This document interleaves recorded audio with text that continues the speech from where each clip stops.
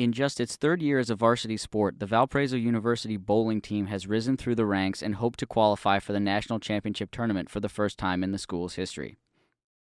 We felt as an athletic department, by adding bowling and golf, that we could attract students who wouldn't have looked at Valpo originally, and we could attract, again, a greater number of student athletes to come to Valpo. So then it was just recruiting off campus, as any other coach would.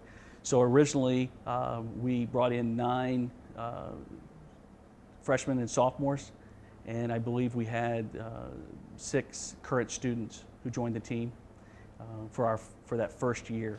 My mom was actually going to pick up a bowling ball for me at a pro shop, and an old high school coach of mine was there and said that Valpo was starting a new program, so I called Steve Anthony, and we talked on the phone for about 2 hours, and he's pretty much the main reason I chose Valpo.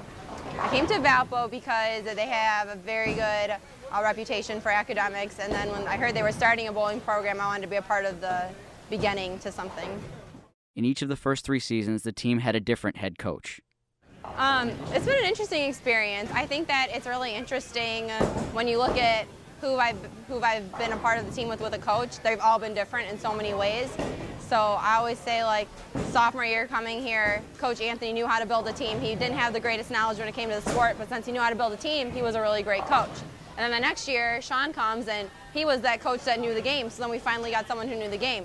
And then this year, we have a guy come in, and he's actually really good at bringing all of it together. In addition to growing with their coach, they have come together as a family, always working as one. I mean, we travel 4 days on the weekends, and we're constantly together, so to get a break from each other is nice, but being able to form those really close relationships has definitely helped us with our success on the lanes. I think there is positives and negatives, way more positives than negatives.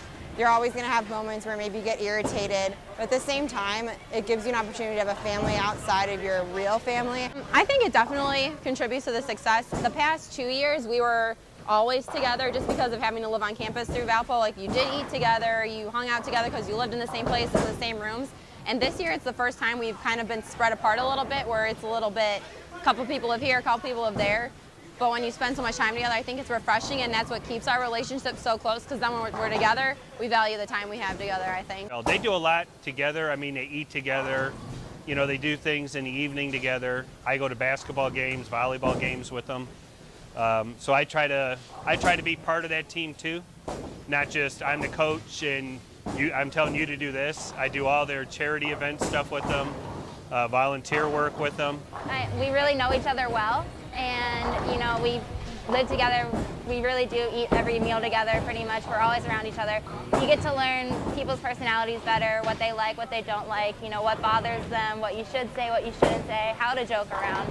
And that really helps out when you're with a team. Chemistry is everything. I can't make a good shot if the 10 people standing behind me don't know I'm going to make a good shot. You have to be able to trust each other, communicate where you can make adjustments. At the same time, if I throw a bad shot, you have to be able to recognize that, so maybe there's something you can tell me where I won't do it again. This year, Coach Matt Nantis expected more from them, wanting them to work together as a team to perform as one. I expected to go to national championships. I told them that when I originally interviewed. One of the girls, Katie, bowled for me in high school. I know the twins just by their reputation that they had. I did go watch them last year when they had their home tournament. I was with another college and we didn't travel that weekend. And I'll tell you, when I met with them, I told them they stunk. They asked me what my opinion was of the team. And I said, you're not a team. You don't bowl as a team. I said, if you did that, you guys would be great, and you could beat everybody. The team opened its third season with back-to-back victories. The Crusaders began the season with a victory at the Greater Ozark Invitational for the first tournament title in program history, and followed that up with a win at the Crusader Classic. Honestly, the first tournament I remember in Missouri, we were kind of chugging along. You know, we just like win a match, and that's always your goal. And then we got to the championship match, and it was like, whoa, all right, you know, whatever happens from here, it's a great tournament, let's just go out and bowl. And we did, and we won, and we would never thought we would win, because that was a big tournament at the time. When we won our first tournament in Missouri, we were all in tears. All of our parents were there, and we just knew that we were starting something special, and it continued on to our tournament and then on to Delaware as well. So we're just continuing to build on the success that we've had so far this year. I enjoyed it more for the team, watching the girls succeed, because they all came from other programs where they they didn't have such good experiences, and I told them this year it was going to be a different experience. This is going to be what it's supposed to be like in college to bowl. Thanks to their strong play early on in the season, the Crusaders earned the #1 ranking for the first time in school history in December. We ended up going to the Victory Bell like immediately. We called Paul Orrin, Aaron Levitt, anyone we could find, and we went to the Victory Bell. I mean, to go from 18 to 1, I can't even describe the feeling that we felt. It was just unreal. This year there are 4 seniors on the team. As freshmen, they competed against each other at the national tournament. Since that time, they have joined forces. They learned to compete together, grow together, and live together.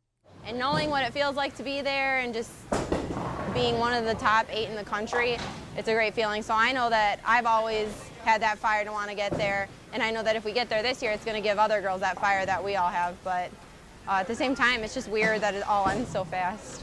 This group of seniors all dreamt of getting back to where their journey started, nationals. You know, I think it's really important because the 4 seniors that we have all transferred from another school who went to nationals as freshmen. So we all went to nationals freshman year, so we've all had a taste and we all have an understanding of what it's like to actually get there. So when you come and start a new program, you don't have like the greatest hopes, but you have goals. On March 28th, that dream became a reality. 2 teams left, and the next one is Valparaiso.